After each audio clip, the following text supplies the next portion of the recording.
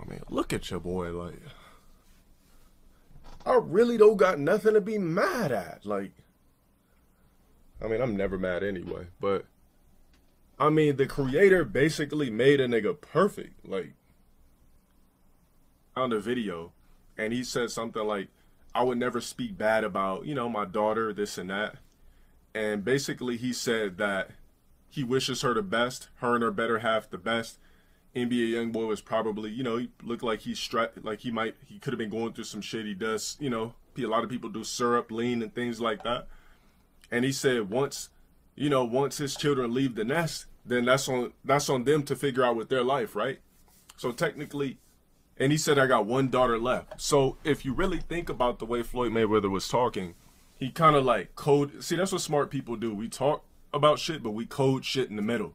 It might sound like it's flatlined or whatever, but if you really think about what somebody's saying, like a lot of smart motherfuckers will code our words to the point where you like really got to think about the dexterity of what the fuck we're saying.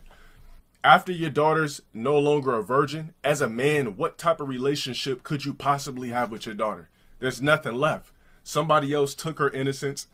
And it's just at that point, me as a man, I don't see how I could have a close relationship with my daughter after she gets banged.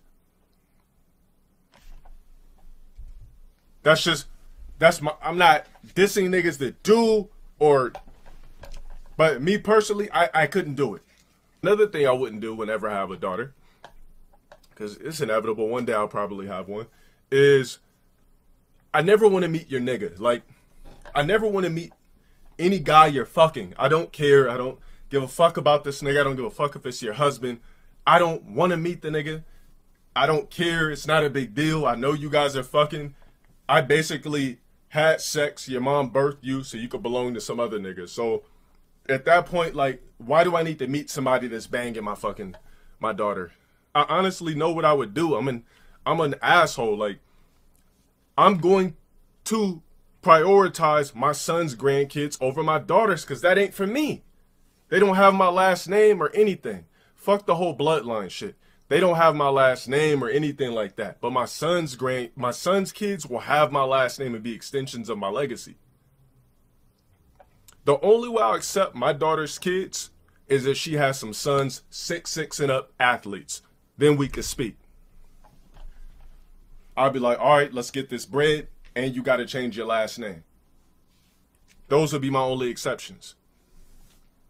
There will be no Wilson legacy with me. Y'all niggas that keep calling me that, there will be no Wilson legacy with me. That name will not be my last name. I will not carry on that legacy. The legacy that starts with me will be all Sparrows. All of them. Wilson is dead. That shit don't belong to me. It has nothing to do with me. It is a slave last name. It is not in my existence.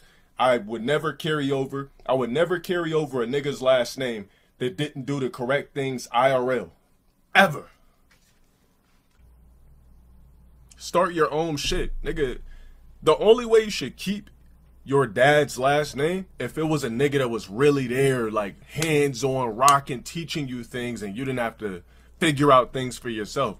Outside of that, why would you carry on that nigga's legacy? Why would you have kids and then name your kids that shit? They got for what? You don't, it's undeserving. He said the reason why Future is the way he is because he been fucked over by bitches.